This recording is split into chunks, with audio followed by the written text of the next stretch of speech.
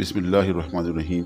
تمام دیکھنے اور سننے والوں کی خدمت میں السلام علیکم ورحمۃ اللہ۔ لاکھوں درود و سلام خاتم النبیین حضرت محمد مصطفیٰ صلی اللہ علیہ وآلہ وسلم اور تمام اہل بیت کے نام۔ ساتھیوں، جیسا کہ ہم سب جانتے ہیں کہ بانی پاکستان حضرت قائد اعظم محمد علی جناح رحمۃ اللہ نے بر صغیر کے مظلوم مسلمانوں کو انگریزوں اور ہندوؤں کی بدترین غلامی سے نجات دلوانے کے لیے ایک طویل عظیم الشان جد و جہد کی، جس کے نتیجے میں دنیا کے نقشے پر ایک آزاد مملکت خداداد پاکستان وجود میں آ گیا، جو بلا شبہ اللہ اور اللہ کے رسول صلی اللہ علیہ وسلم کے نام پر حاصل کیا گیا۔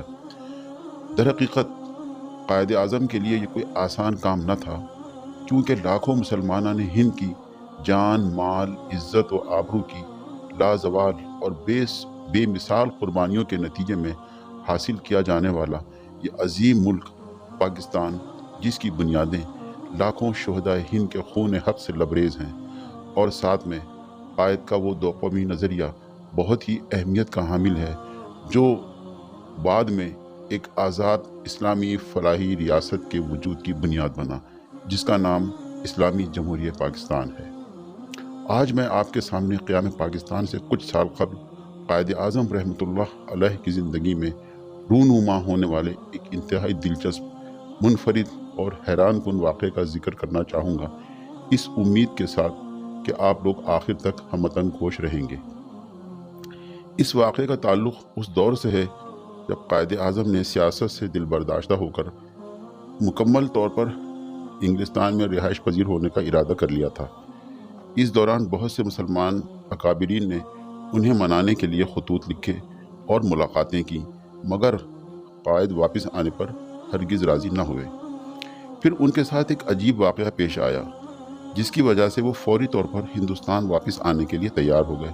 اس واقعے کے بارے میں قائد اعظم نے اپنے ایک قریب دوست کو بتایا: میں ایک دفعہ لندن میں اپنے فلیٹ میں سویا ہوا تھا، رات کا پچھلا پہر ہوگا، میرے بستر کو کسی نے ہلایا، میں نے آنکھیں کھولی، ادھر ادھر دیکھا اور کسی کو بھی نہ پا کر پھر سو گیا۔ میرا بستر پھر ہلا، میں نے اٹھ کر کمرے میں ادھر ادھر دیکھا، سوچا شاید کہ زلزلہ آیا ہو۔ کمرے سے باہر نکل کر دوسرے فلیٹوں کا مکمل جائزہ لیا، تمام لوگ سو رہے تھے۔ میں کمرے میں آ کر پھر اپنے بستر پر سو گیا۔ کچھ ہی دیر بعد تیسری بار میرا بستر پھر کسی نے بری طرح جھنجھوڑا۔ میں ہڑبڑا کر اٹھ بیٹھا، پورا کمرہ خوشبو سے معطر تھا۔ میں نے فوری طور پر محسوس کیا کہ ایک غیر معمولی شخصیت میرے کمرے میں موجود ہے۔ میں نے پوچھا: آپ کون ہیں؟ جواب ملا: میں پیغمبر اللہ محمد صلی اللہ علیہ وسلم ہوں۔ میں جہاں تھا وہیں بیٹھ گیا، دونوں ہاتھ باندھ لیے، سر جھکا لیا۔ فوراً میرے منہ سے نکلا: آپ پر سلام ہو میرے آقا۔ آپ صلی اللہ علیہ وسلم نے فرمایا: مسٹر جناح، آپ کی بر صغیر کے مسلمانوں کو فوری طور پر ضرورت ہے، اور میں آپ کو حکم دیتا ہوں کہ اس تحریک آزادی کی قیادت کریں۔ آپ بالکل پریشان نہ ہو، آپ اپنے مشن میں کامیابی حاصل کریں گے انشاءاللہ۔ میں ہم وطن گوش تھا، صرف اتنا کہہ پایا: آقا صلی اللہ علیہ وسلم، آپ کا حکم سر آنکھوں پر۔ میں مسرت و حیرت کے سمندر میں غرق تھا کہ کہاں آپ صلی اللہ علیہ وسلم کی ذات اقدس اور کہاں میں۔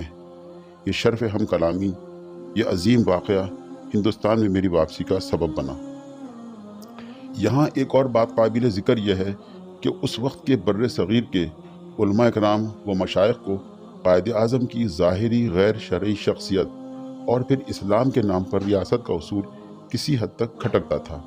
ان میں سے ایک انتہائی جید عالم حضرت محی الدین گیلانی رحمۃ اللہ علیہ ایک دفعہ اجمیر شریف تشریف لے گئے۔ وہاں اللہ کے ایک انتہائی نیک اور برگزیدہ بندے نے عرض کیا کہ حضرت محی الدین رحمۃ اللہ علیہ، میں نے رات سرکار دو عالم صلی اللہ علیہ وسلم کی زیارت کا شرف حاصل کیا ہے، اور میں نے دیکھا کہ آپ صلی اللہ علیہ وسلم تشریف فرما ہیں۔ آپ کے سامنے میز پر فائل پڑی ہے۔ چند لمحے بعد ایک سوٹ پہنے شخص حضور صلی اللہ علیہ وسلم کی خدمت میں حاضر ہوا۔ آپ صلی اللہ علیہ وسلم نے وہ فائل اس شخص کو دے کر فرمایا: یہ پاکستان کی فائل ہے۔ وہ شخص جب خواب سنا چکا تو تھوڑی دیر بعد اس روز کا اخبار آ گیا۔ اخبار کے صفحے اول پر قائد اعظم محمد علی جناح کی تصویر چھپی تھی۔ تصویر دیکھتے ہی وہ شخص بولا، یہی وہ سوٹ والے صاحب ہیں جسے رات میں نے خواب میں رسالت مآب صلی اللہ علیہ وسلم سے پاکستان کی فائل لیتے ہوئے دیکھا تھا۔ اس دن سے محمد محی الدین گیلانی حضرت محی الدین گیلانی مسلم لیگ کے حامی بن گئے۔